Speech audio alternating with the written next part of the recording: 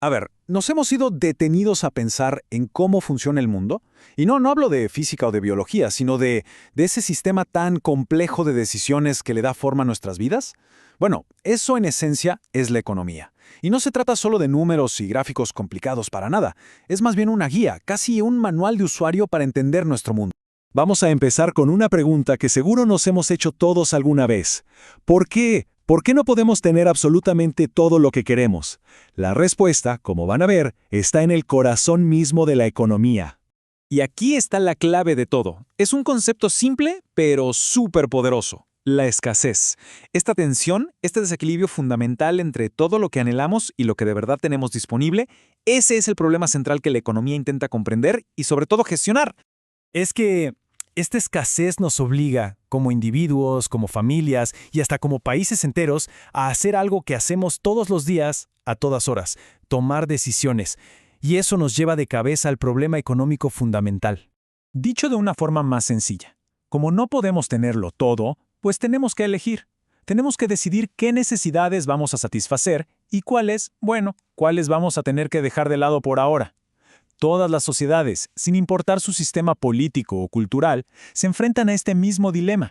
Y justo al tomar esas decisiones, nos encontramos con una disyuntiva clave. Imaginan que la economía es como un gran pastel. La eficiencia, por un lado, se enfoca en hacer ese pastel lo más grande posible con los recursos que tenemos. La equidad, por otro lado, se preocupa más por cómo se reparten las rebanadas. Y aquí está el detalle. Muchas veces, buscar un reparto más justo puede hacer que el tamaño total del pastel se reduzca un poco. Es una de las grandes tensiones en economía. Y la verdad, no hay una respuesta fácil.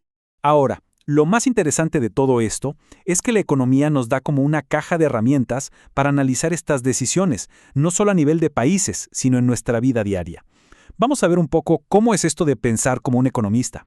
El primer principio, y esto es fundamental, es el costo de oportunidad. Pensemos, por ejemplo, en alguien que decide ir a la universidad. El costo no es solo lo que paga de matrícula y libros, no. El costo más grande y que a menudo ni vemos es el tiempo. Y el salario que deja de ganar por no estar trabajando durante esos años. Ese es el verdadero sacrificio. Entender esto es clave para tomar mejores decisiones, tanto financieras como de vida. El segundo principio es pensar en términos marginales. A ver, en la vida real, las decisiones rara vez son de todo o nada. Lo más común es que decidamos sobre pequeños ajustes. ¿Estudio una hora más? ¿Contrato a un empleado más? Por ejemplo, una aerolínea con asientos vacíos a punto de despegar, ¿vendería un boleto por debajo del costo promedio? Claro que sí, porque el costo adicional, o sea, el costo marginal, de llevar a ese pasajero es casi cero, un refresco y unas papitas. Si el beneficio de vender ese boleto de último minuto es mayor que eso, la decisión es totalmente racional y rentable. Y este tipo de pensamiento resuelve una paradoja clásica. A ver, el agua es vital, pero tenemos tanta que el beneficio de tomar un vaso adicional es muy bajo. Los diamantes, en cambio, son inútiles para sobrevivir, pero son tan escasos que el beneficio marginal de conseguir uno más es altísimo. Resulta que el valor que le damos a las cosas no es por su utilidad total, sino por su utilidad marginal. Bien, ya vimos cómo toman decisiones los individuos. Pero, ¿cómo es que se coordinan millones y millones de estas decisiones para que, por ejemplo, tengamos aguacates en el supermercado o zapatillas en las tiendas, incluso si vienen del otro lado del mundo?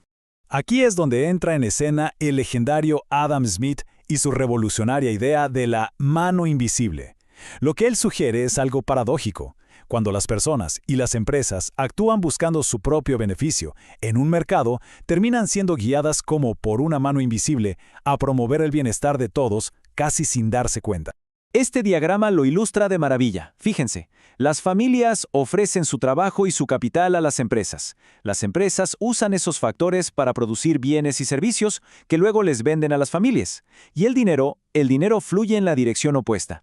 Paga salarios, rentas y luego se gasta en esos mismos bienes y servicios. Es un ciclo que se alimenta a sí mismo continuamente. Y en una economía de mercado, son estas millones de interacciones, guiadas por los precios, las que responden a las tres preguntas fundamentales de la economía. Los precios son como señales. Si de repente sube mucho el precio de los aguacates, esa es una señal para que los productores cultiven más y quizás para que los consumidores compren un poquito menos. Y así, casi mágicamente, es como se asignan los recursos. Ok, ahora llevemos esta lógica un pasito más allá. Si el intercambio es bueno para la gente dentro de un mismo país, ¿qué pasa cuando comerciamos entre países?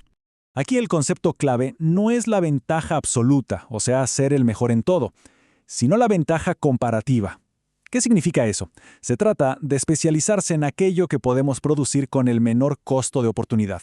El comercio no es una competencia donde uno gana y otro pierde, no. Permite que ambas partes salgan ganando al final. Miremos este ejemplo con calma. A primera vista parece que Argentina tiene la ventaja absoluta, ¿verdad? Necesita menos horas para producir ambos bienes. Pero el análisis no termina ahí, ni mucho menos. Calculemos el costo de oportunidad.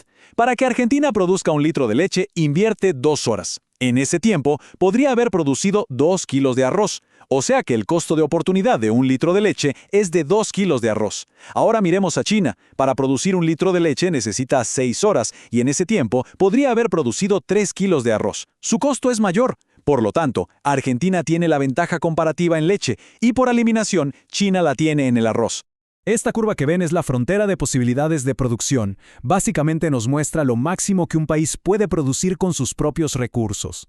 Cualquier punto sobre la curva es eficiente, significa que está usando todo al máximo. Un punto por dentro es ineficiente y un punto por fuera es simplemente imposible. Bueno, al menos si el país trabaja por su cuenta. Y aquí es donde el comercio hace su magia y cambia las reglas del juego. Al especializarse cada país en su ventaja comparativa, Argentina en leche, China en arroz, y luego intercambiar, ambos países pueden consumir una combinación de bienes que antes era totalmente inalcanzable. Su frontera de consumo se expande más allá de su capacidad de producción. Al final del día, los dos terminan con más de lo que podrían haber producido solos. Hasta ahora, el mercado suena como una solución casi perfecta para todo, ¿no? Pero la realidad es que esa mano invisible a veces tropieza.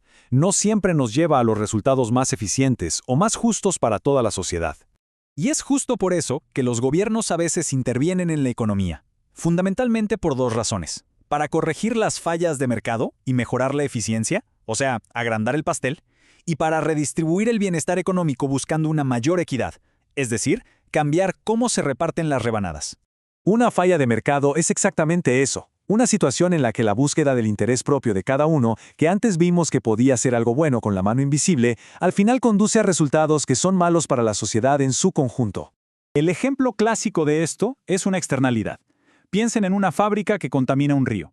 El mercado, por sí solo, no tiene en cuenta el costo que esa contaminación le impone a los pescadores, a la gente que vive cerca, a toda la sociedad. El precio del producto de la fábrica no refleja su verdadero costo social, y eso lleva a que se contamine más de lo que sería deseable. Y es ahí donde políticas como los impuestos al carbono intentan meterse para corregir el problema. Y todo esto nos deja con la gran pregunta final. Hemos visto que la escasez nos obliga a elegir, que respondemos a incentivos y que el comercio puede mejorar la vida de todos. Pero también que los mercados no son perfectos. La mano invisible es una fuerza poderosa, sí, pero a veces necesita una guía. Entender ese delicado equilibrio entre la libertad del mercado y la necesidad de intervenir, esa es la verdadera clave de esta guía para el usuario de la economía.